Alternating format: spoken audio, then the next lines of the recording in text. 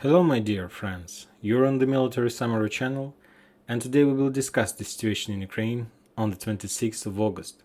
Today we have some updates, so let's start. First we're going to discuss the report of Ministry of Defense of Russian Federation. They gave us new numbers, and they're saying that as a result of their attack, the 25th Airborne Brigade, which main base is located in Avdiivka, and 101st Defense Brigade, which main base is located near Artyomovsk, lost around 100 soldiers and 9 armored vehicles. The Russians were saying that they attacked the area between Solidar, Yakovlivka, and Seversk, this one. This Charlie group, we can say, and the Ukrainians had losses in this area. Now the important updates are coming from the south of Marinka. This is our Marinka that's located on the west side of Donetsk. The Russians are saying, a few days ago they told us that they control more than 75% of this town. If we take a look at the Russian sources map, this map shows us that the Russians control something around 50-40% of this town. The Western sources map are saying us that the Russians don't have any control of this town. But anyway, today we are going to discuss this small town, Novomikhailivka. If we take a look at the map of this position, you're going to see that this town is under the area of responsibility of 53rd Mechanized Brigade. Their main job, their main goal to stop the Russians on this line, not to give them to enter this town. This is a very important fortified position, and this is the vital area for the Ukrainians. Maybe even more important than Peski, because as you know, the Ukrainians lost their Peski in a few days. But what is so important about this Novomikhailivka? What is the difference between Novomikhailivka, let's say, and Peski? First of all, the Russians, they didn't give us any number about the losses among this 53rd Mechanized Brigade. The only thing they told that this brigade lost its combat capability and there was a lot of cases of desertion, and entire battalions from this brigade left their position in Novomikhailivka. Of course, it's not the first case, but they understood that the Russians changed their tactic. And what is the thing that they do? First of all, the Russians, as you can see, the front line is stable. At least in the area between Donetsk and Seversk, the front line is stable and the Russians are not moving at all. We used to see at least one town per few days in the previous weeks, but during this week we haven't heard any updates on this front line, and we can say that maybe even the Ukrainians are able to stop the Russians, but the thing is not like that. And we can discuss and compare this new Russian tactic on few towns like Peski and Novomikhailivka. What is wrong with Peski? If you remember, Peski was under defense of 56th Mechanized Brigade, under defense responsibility of this brigade.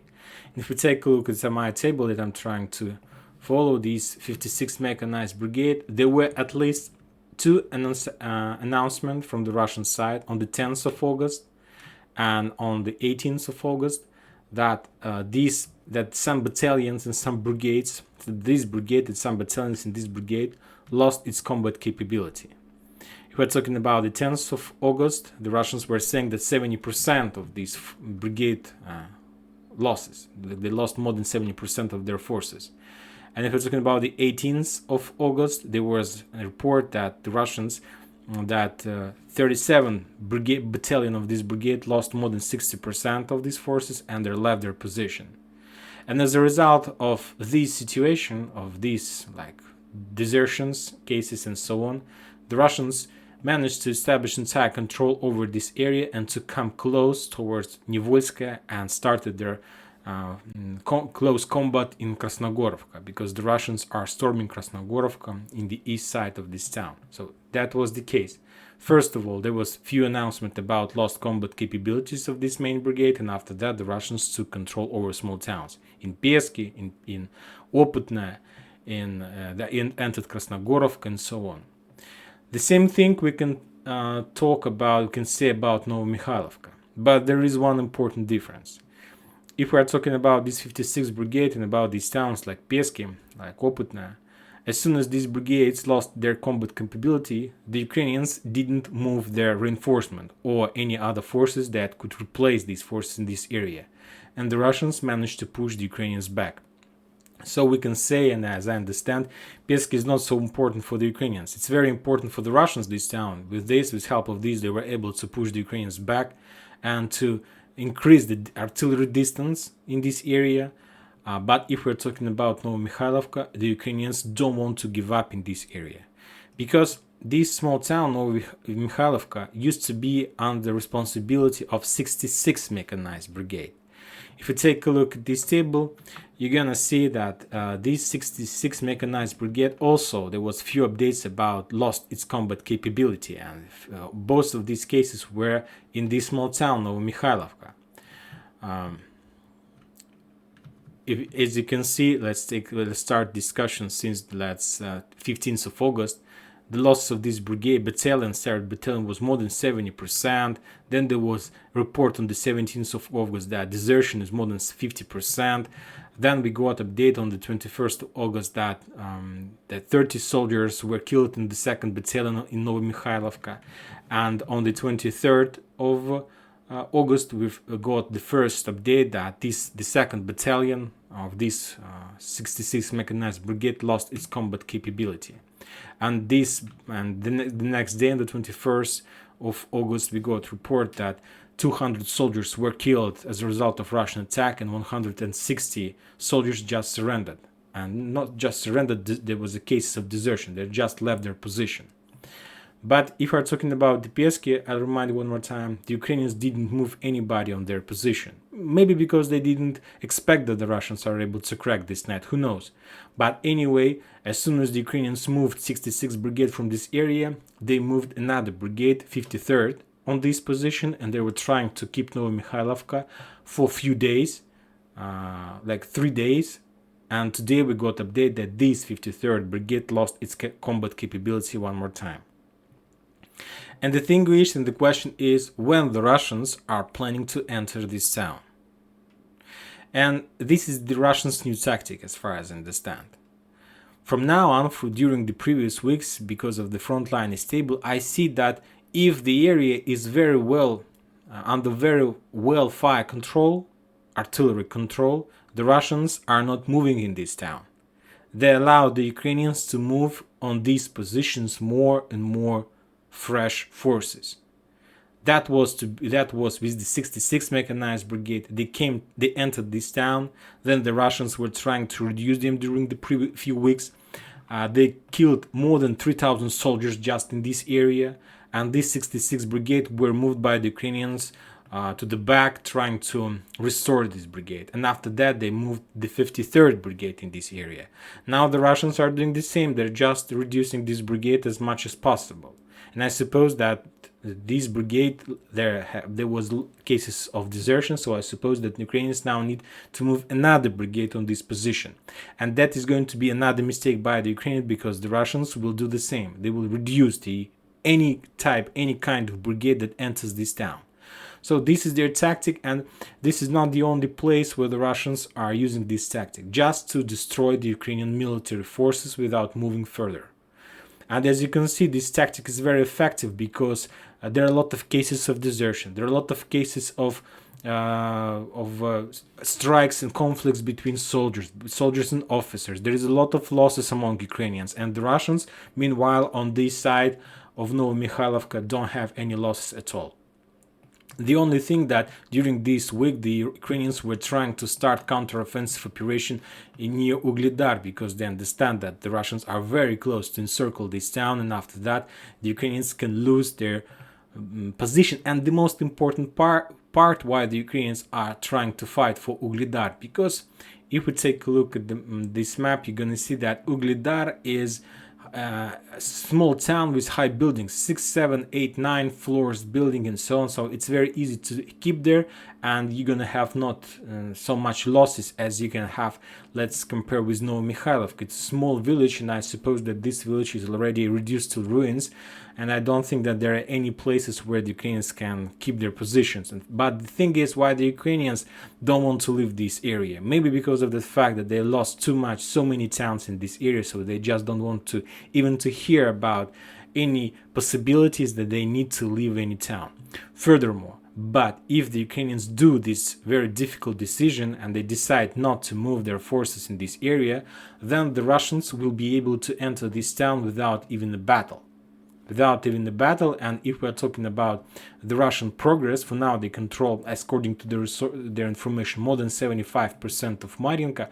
So if the Russians enters Novomikhailivka, in this case they will be able to control a very big bridgehead right in front of Ukrainians, and we can say that with this Novomikhailivka they will be able to start cutting this area into pieces. From the other side, I can understand why the Russians don't want to speed up this operation, why they don't want to enter Novomikhailivka to run. First of all, of course, as we discussed, while the Ukrainians are able to send infantry here, the Russians have a very nice possibility to reduce this infantry as much as possible. But there is another case why the Russians don't want to storm Novomikhailivka, and it's like a simple human factor. If you take a look at this map, you're gonna see that the closest town to Novomikhailivka is Slavna, this one, and in the south, Solotka.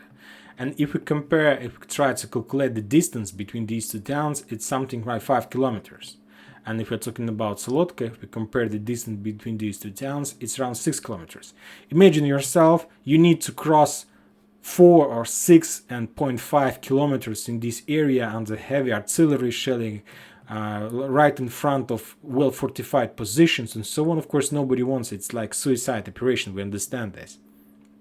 So that's why they need to be 100% sure that there is nobody here and that nobody wants to enter here. That Ukrainians by themselves decided to leave this position and establish their next fortification in Konstantinovka, in this area. But anyway, if the Ukrainians have already lost 2 battalions and 2 brigades in this area, like 53rd and 66th, or at least the parts of these brigades, I suppose that soon the Russians are going to enter this town. And of course, another important thing about Novomikhailivka is that from Novomikhailivka the Russians will be able to establish fire control over these T0524 road that connects Konstantinovka and Ugledar. They're not, we know there was a few updates from the Russians that they have already cut this road T0524 during this combat around Ugledar, but for now there still have possibilities like using local roads to turn left, right, and to make a hook and enter Ugledar. Anyway, I suppose that this town is very important, and by following this town, the Ukrainians might lose a very big, powerful bridgehead on the south of Kurakhova in this area. Another important update about the same thing about the lost combat capabilities are coming from Izum bridgehead, from this area. According to the Russians, they're saying that as a result of their attack in this area, as a result of maybe even ground battles, this 93rd Mechanized Brigade also lost its combat capability. And if we are talking about this area, there are 3 important brigades in this area. 93rd Mechanized Brigade, this 81st Air Mobile Brigade, and this 95th Air Assault Brigade. And if we take a look at the table, at this document I prepared, these brigades are under very they are hunted by the Russians. We got report, not even if we receive report about them, not every single day, but at least every second day we got some updates about this situation. This 93rd Brigade, according to the Russians, were defeated in this area around Dibrovna, this one. They were defeated there and they lost its combat capability and they left their position as well. As you can see, the Russians decided to move from Mazanovka, from this forest, to the north to more reliable position. According to the Russians, Dovginka is still under their control. Take a look at this area, you're gonna see this Dovginka. But maybe soon they're going to update this map as they did this with this small town Grigorievka, because this town used to be under the Russians according to this map, but a few days yesterday the map has been updated and now we see that this town is under Ukrainians. But anyway, the Russians moved back in this area and now they're doing the same thing. They're trying to reduce these 3 brigades, this 93rd, this 81st and this 95th Brigade. If we take a look at the table, you're gonna see that this brigade, let's say 81st, has more than around 500 losses. This 93rd around 400 losses. 95th around 800 losses among infantry. The Russians don't want to attack this area because of these forests. It's very difficult. As you can see, this is their weak point in the Russian offensive operation. They don't like forest. Nobody likes, and entering forest means that you're entering some massacre area. But anyway, if this 93rd Brigade retreat from Dubrovna, the Russians can attack Dubrovna and can establish control over Dubrovna and Dovgi Yar. And I suppose that they're going to do this. And mainly because of the fact that these two towns is not located in this forest. And with this offensive operation, they will be able to establish control over this area. And as you can see, if the Russians enter Dubrovna, they will be able to develop their offensive operation in the direction of Kurulka. And this is very important bridgehead, and the Ukrainians understand that these two towns like Kurulka, Novodmitrivka, Pashkova, this is a very important area, and not because of the fact that by taking these towns the Russians will be able to, let's say, if the Russians establish bridgehead on this area, by taking Novodmitrivka, Kurulka, and of course the big value is that the Russians are able to establish fire control over Barvinkova and to cut this railroad and not to allow the Ukrainians to support and supply Slavyansk. But the most important situation with this attack is that the Russians will be able to encircle this forest, not to enter this town, not to enter this mined area, not to have so big losses, but they will be able to encircle, because there's not much area where the Ukrainians are able to send their infantry to this forest. There is just few towns. And this is the reason why they were trying to keep Krasnopolye so hard, that they were fighting for this area so hard. If you remember, the Russians used to get right to Dolina, and some sources were saying that Dolina has fallen and so on. But after that, the Russians decided to leave this area because it was very difficult to fight with the Ukrainians between these two forests. But now, by attacking this way, they will be able to encircle, or to do any way they need to do this. If the Russians want to develop their offensive operation in the direction of Slavyansk, they need to do somehow. And if you remember, maybe in my first or second video, not second, like in the very beginning of military summaries about Ukraine, we were talking about this area, and it was like in March I was saying that it's not a very good idea to.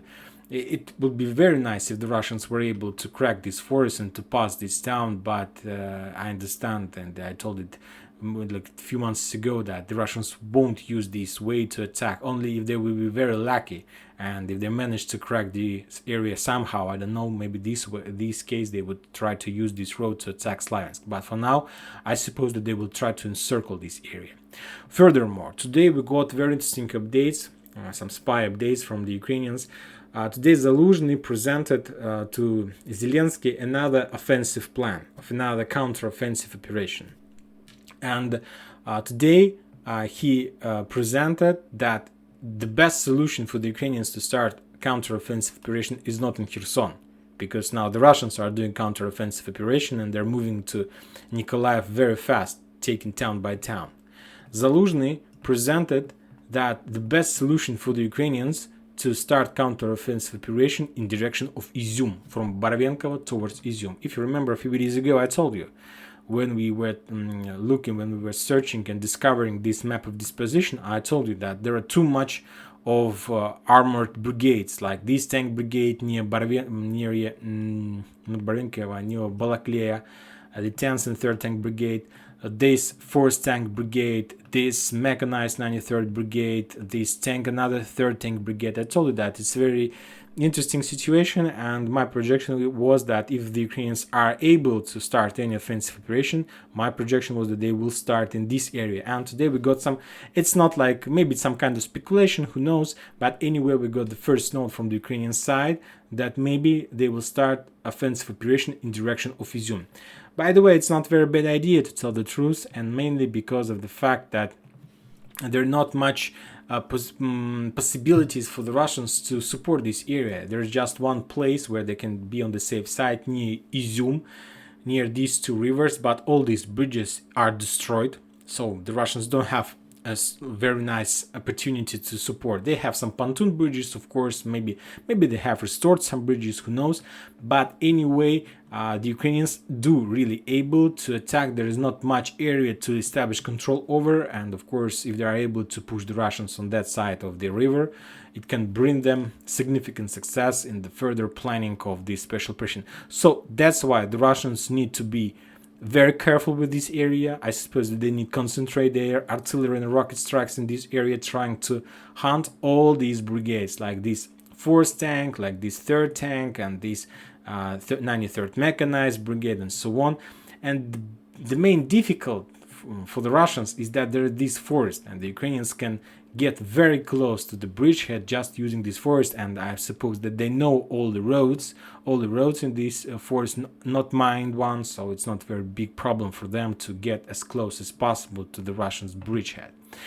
Another important update coming from Energodar. As you know, the power plant was shut down for some period of time, and the Ukrainians, starting today, didn't receive any electricity from this power plant. Later we got update that the Russians launched one reactor, and with help of this reactor they will supply with energy the south, the Kherson, Zaporozhye district. And if the Ukrainians continue destroying the electricity lines around this power plant, this one reactor is able to just to support itself. So this situation about Energodar. Yesterday we were expecting that the Russians are going to do something very interesting in their parliament, but we didn't got any updates. Also today there was a very interesting update from the Russians. I suppose that everybody read this message, this note that the Russians increased their army for 140,000 soldiers. And I got a lot of interesting updates from the Western sources that, according to these reports, the Western sources were saying that because of the fact that the Russians increased their army, some kind of mobilization, they're planning to continue this war and so on. To tell the truth, everything is much more easier than the Western sources are saying. First of all, you need to understand that there is a standard in Russian, and the standard in Russia used to be something around 2 million, less than 2 million soldiers. But they increased the standard on 140,000 soldiers. What does it mean? You need to understand that there are few types of soldiers on the territory of Ukraine who is fighting from the Russian side, and there are a lot of volunteers. And when you prepare a budget for the army, you need to know how many soldiers are going to be in your army. Because, for example, let's say you're paying, you have like expenses $10,000 per one soldier. So that means if you have 2 million soldiers, you know what is your expense, and you need to prove this expense in the budget, and you need to understand that you're going to receive finance for the army. This is the regular practice. But during this special operation, the Russians didn't start moving, they didn't move their combatants on the war. They're just with the contract force professional army who is on the contract there. But there were a lot of volunteers, and we can say, and I suppose that these volunteers are not going to leave and to run away from the Russian army in the 2023. And I suppose that these 140,000 soldiers is the number of volunteers that joined Russian army. They was above the standard, and now the Russians need in the next year to fix their standard and include these 140,000 volunteers, 40,000 volunteers that join their army, just to be on the safe side and to have finance to give them money, to give them salary, to give them their social security, to give them shoes, to give them ammo, ammunition, and so on. So that's it. I must say there would be no mobilization. They won't like increase army doing like some recruiting and so on. These 140,000, these are already the number of volunteers who joined the Russian army and who is fighting on the area of Ukraine. That's it. There is no more soldiers who's going to be recruited by the Russians. They are already recruited. They just need to fix their standards and to prepare the budget for the next year. That's it. And that's it for today. Military Summer channel reminds you that we condemn any violence in Ukraine. Thank you for watching. Subscribe to my channel, put your likes, join my Patreon, and have a good day. Thank you. Bye bye.